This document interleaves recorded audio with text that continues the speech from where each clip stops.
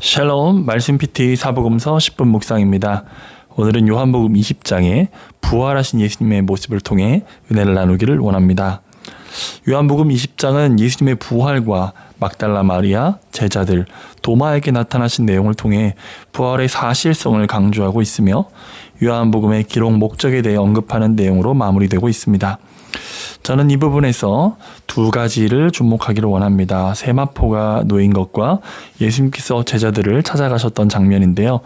먼저 세마포가 놓인 것에 대해서 생각해 보겠습니다.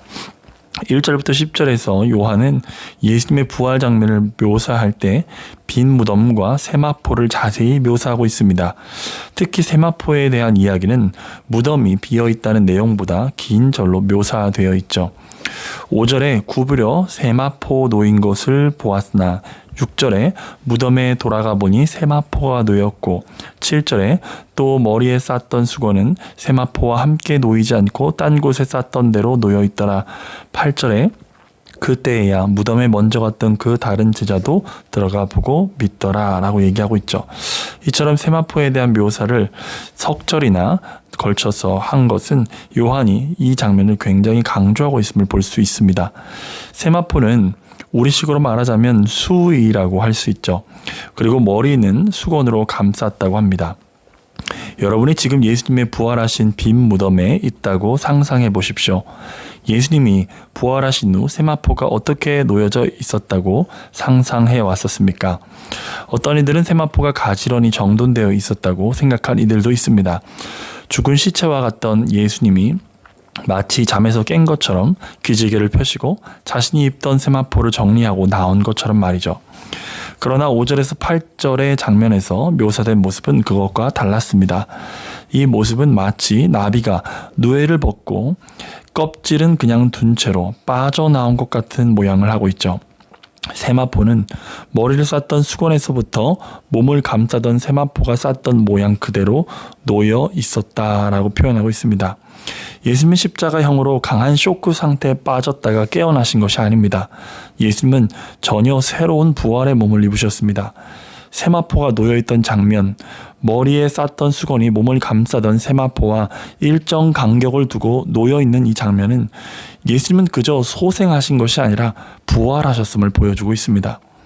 부활하신 몸으로 제자들에게 나타나신 예수님은 굳게 걸어둔 문을 통과하시고 공간을 뛰어넘어 다니시기도 하였습니다. 이는 그 몸이 이전의 몸과 전혀 다른 부활의 몸을 입었음을 증거하고 있습니다. 고린도전서 15장 23절은 이렇게 증거합니다. 그러나 각각 자기 차례대로 되리니 먼저는 첫 열매인 그리스도요 다음에는 그가 강림하실 때에 그리스도에게 속한 자요. 사과나무에서 열린 첫 열매 이후에 맺혀지는 열매는 배나 감일 수 없고 동일하게 사과가 열립니다. 이와 마찬가지로 예수님이 첫 열매가 되셨다는 것은 이후에 맺게 될 부활의 몸도 예수님의 몸과 같은 모습으로 될 것이라는 것을 의미합니다. 우리는 완전히 새로운 몸을 입게 될 것입니다. 그러나 그 새로운 몸은 이 땅에서 우리가 지닌 몸과 연관성을 가지게 될 것입니다. 예수님은 창자국과 못자국을 지닌 채로 부활하셨고 그 모습을 제자들도 볼 수 있었습니다. 그리고 조반을 먹기도 하셨죠.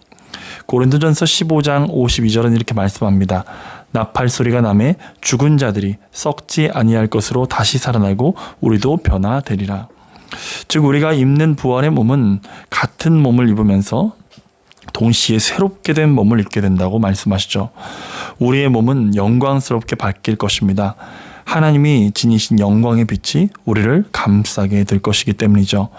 마태복음 13장 43절은 그때의 의인들은 자기 아버지 나라에서 해와 같이 빛나리라 라고 말씀하시고 다니엘서 12장 3절은 지혜 있는 자는 궁창의 빛과 같이 빛날 것이요 많은 사람을 옳은 대로 돌아오게 한 자는 별과 같이 영원토록 빛나리라고 말씀하고 있습니다.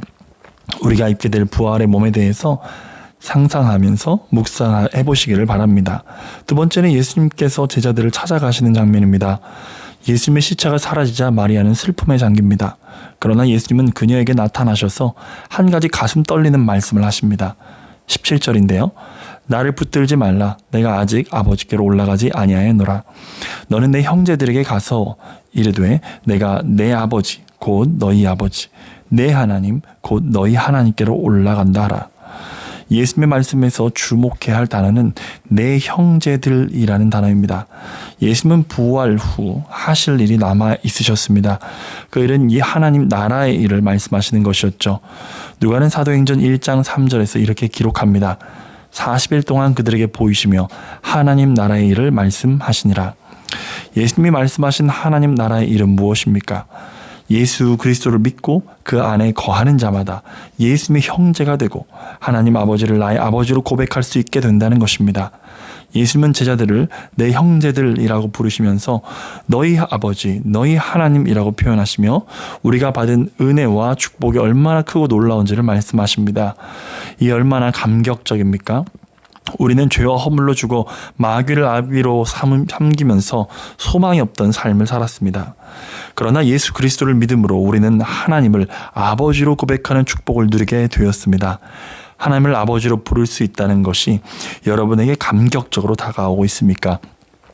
우리는 예수님과 함께 식탁에 둘러앉아 먹고 마시는 공동체가 되었습니다. 우리는 예수님의 이름으로 기도하면서 이 땅을 다스리시는 어전회의에 참여할 수 있게 되었습니다. 우리는 하늘의 시민권을 둔 자로 하나님의 자녀의 권세를 누리고 사는 자로 부르셨습니다. 그리고 예수님은 너무도 분명한 명령을 주십니다. 21절에 너희에게 평강이 있을지어다. 아버지께서 나를 보내신 것 같이 나도 너희를 보내노라. 아멘. 우리는 보냄을 받은 존재입니다. 우리를 보내신 분은 누구신가요? 예수님이십니다. 그는 아버지께서 자신을 보내신 것 같이 우리를 보내셨다고 말씀하십니다. 우리는 이 땅에서 예수님이 하신 일을 감당할 것입니다. 또 그보다 큰 일을 감당하게 될 것입니다. 우리는 우리를 보내신 분에게 받은 것과 들은 것만을 전하고 그 명령과 가르침에 따라 살아갈 것입니다.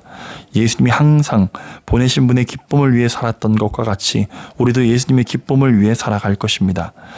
나는 전도를 위해 왔노라 라고 말씀하신 것과 같이 우리는 전도자의 사명을 감당할 것입니다. 이 모든 일이 우리를 보내신 분으로 인하여 넉넉히 감당되게 될 것입니다. 부활의 장면을 묵상하며 여러분의 영혼은 환희와 감격으로 충만하십니까? 예수님의 부활은 우리를 위한 부활이었으며 우리가 얻을 부활입니다. 우리가 부활신앙으로 무장할 때 어떤 환난과 고난도 무의미하게 됩니다. 부활은 세상이 감당할 수 없는 진리이기 때문이죠.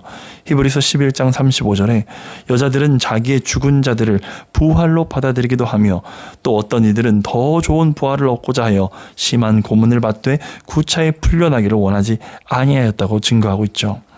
하나의 마지막에 서서 우리 개인의 마지막도 묵상해 봅시다.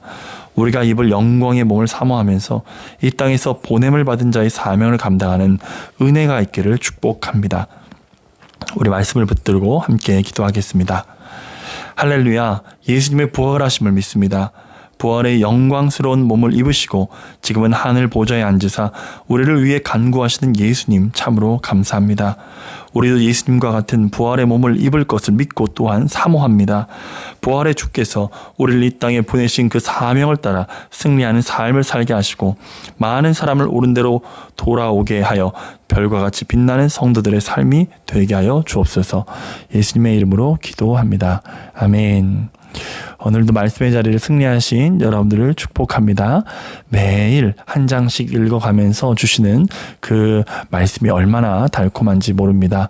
여러분의 말씀 PT가 끝나도 여러분들의 삶에 말씀 중심의 삶, 묵상하는 삶이 이어지기를 축복합니다. 이제 내일 하루 남았네요.